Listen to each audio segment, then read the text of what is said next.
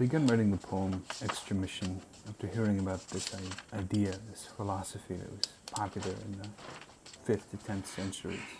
Extramission. So it's essentially the belief that light is emitted from behind the eyes.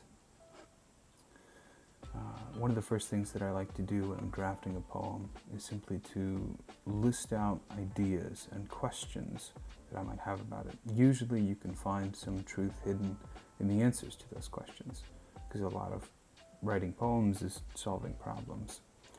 So when I was thinking about the idea of light emitting from behind the eyes, immediately the thought of the sun stuck out to me.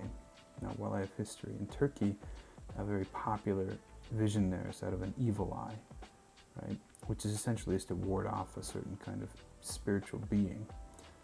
But all this got me thinking about the idea of this deity, right? To think that if the sun is emitting light, then it is a giant eye, which came from the drawing that you see there.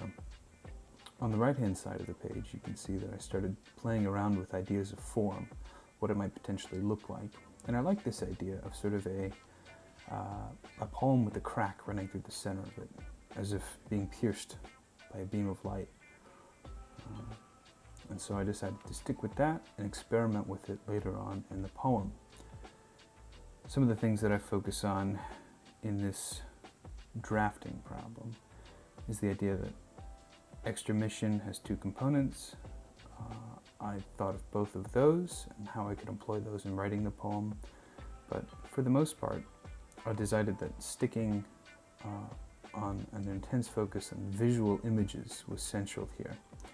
So I decided to list down some of these things that I had seen, like a blood orange sky receding and then rising and receding again, which I actually use in another poem. But regardless, sight was the central question here. Now, the core of my collection that I'm working on deals with faith and how seeing is believing. I had that running throughout the whole time that I was drafting this poem. But regardless, putting it down first on paper and then translating it to the screen is almost like a version of rewriting.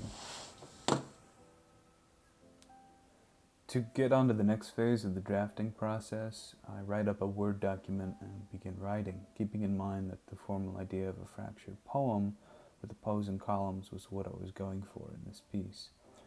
I was also aware that, as in every poem, there's an information gap that has to be bridged, so I decided to use an epigraph to define extramission and frame the contents of the poem, the belief that light is emitted from behind the eyes, inducing sight.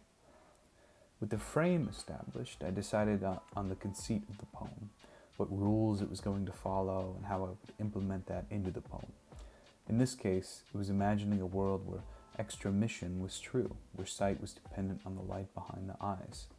And this certainly led to some interesting questions, like what would these rules mean for the world?